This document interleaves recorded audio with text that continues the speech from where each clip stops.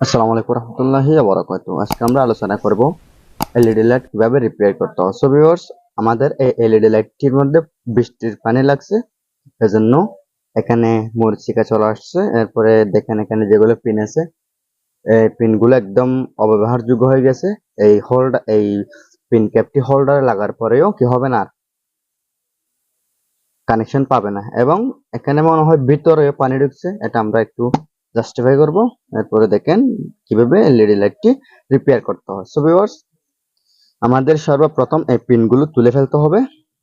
আমরা পিনগুলো তোলার চেষ্টা করতেছি।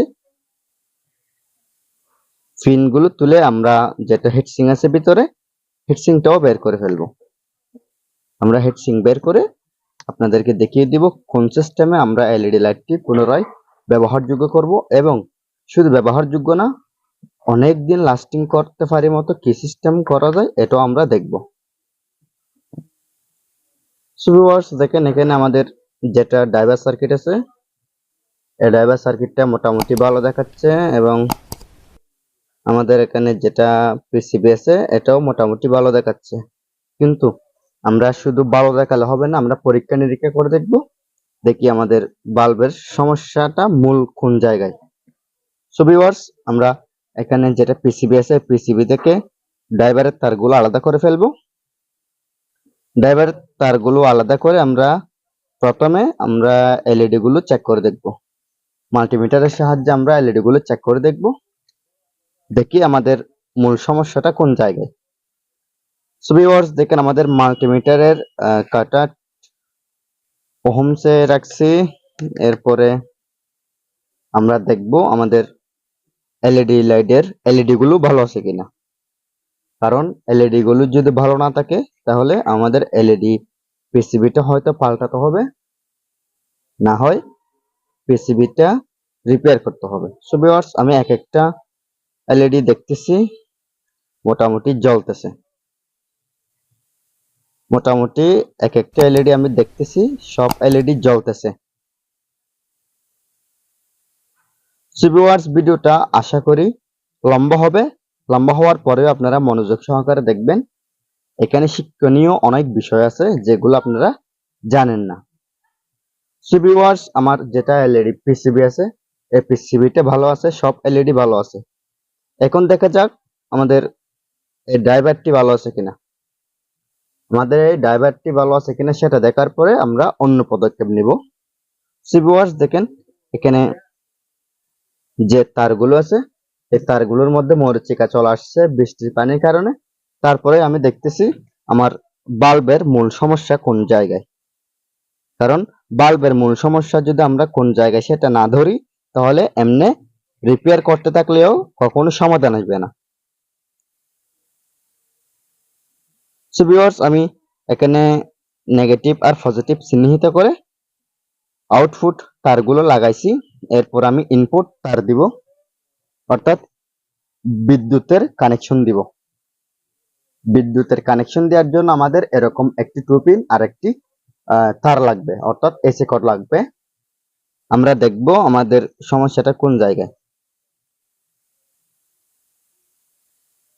সো ভিউয়ার্স, দেখেন এখানে আমার পিসিবিটা ভালো ছিল, কিন্তু আমাদের ড্রাইভারটা ভালো নেই, এজন্য আমাদের এলইডি বাল্বটি জ্বলতেছে না। সো ভিউয়ার্স, আমরা এখানে একটি ড্রাইভার পরিবর্তন করে দিব। আমরা এখানে এরকম একটি ড্রাইভার পরিবর্তন করে দিব। দেখি আমি আরেকটি ড্রাইভার লাগিয়ে দেখি আমার এলইডি পিসিবিটা জ্বলতেছে কিনা। আরেকটি নতুন ড্রাইভার লাগিয়ে দেখার পরে আমরা মোটামুটি বুঝতে পারবো সমস্যাটা আসলে কোন জায়গায়। সো ভিউয়ার্স, আমি আরেকটি ড্রাইভার লাগালাম। এরপরে আমি আপনাদেরকে এসি কানেকশন দিয়ে দেখিয়ে দিচ্ছি জ্বলতেছে কিনা। সো ভিউয়ার্স, দেখেন আমার এখানে ড্রাইভারের সমস্যা ছিল। আমি ড্রাইভারটি লাগার সাথে সাথে আমার পিসিবিটি জ্বলে উঠছে। কিন্তু এখানে আরেকটি কাজ হচ্ছে, সেটা আমরা চাইলে এই ক্যাপটাও পরিবর্তন করে দিতে পারবো। আর যদি না চাই তাহলে আমরা শুধু পিন পরিবর্তন করে দিতে পারবো, কিন্তু আমি আজকে পুরো ক্যাপটা পরিবর্তন করে আপনাদেরকে দেখিয়ে দিব। সো ভিউয়ার্স, ক্যাপ পরিবর্তন করার জন্য আমাদের পুরাতন ক্যাপটি খুলে ফেলতে হবে।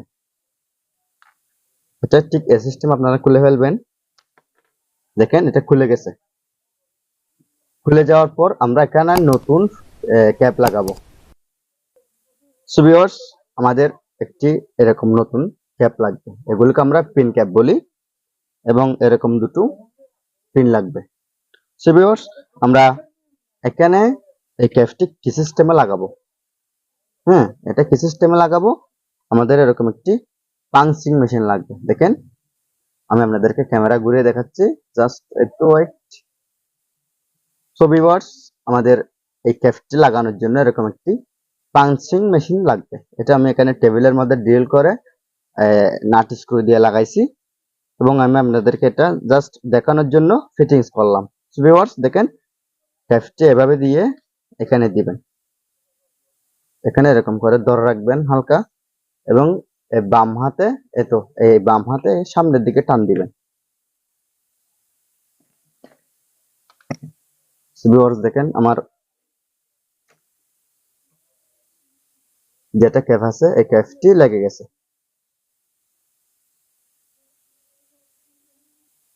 সো ভিউয়ার্স, আমার এখানে ক্যাপ লাগানো শেষ। এখন আমি এখানে আমাদের যে ড্রাইভারটি দেওয়ার সাথে সাথে পিসিবি জ্বলছিল, এই ড্রাইভারটি আমরা ক্যাপের সাথে সংযুক্ত করে ফেলবো। এগুলো হচ্ছে পাওয়ার সাপ্লাই কানেকশন। অর্থাৎ সরাসরি বিদ্যুতের কানেকশনে এটা হবে। এগুলো হচ্ছে আউটপুট, এগুলো হচ্ছে ইনপুট। ভিউয়ার্স, আমি পিনের সাথে আমার যেটা ড্রাইভার আছে ড্রাইভারটা সেট আপ করতেছি। দেখেন এখানে দুটো তার সামনে বের হয়ে গেছে। এখন আমি এই দুটো পিন এখানে লাগিয়ে দিব।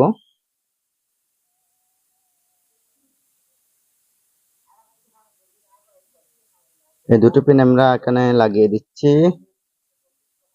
এখানে অবশ্য একটা টেস্টার অথবা অন্যান্য কিছু দিয়ে একটা চাপ দিবেন। চাপ দিলে ভালো, আপনি হাতে লাগার চেষ্টা করলেও লাগাতে পারবেন, তবে চাপ দিয়ে ভালো।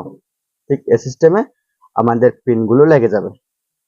এরপরে আমরা হিটসিং এবং পিসিবিটা এখানে লাগিয়ে ফেলতেছি।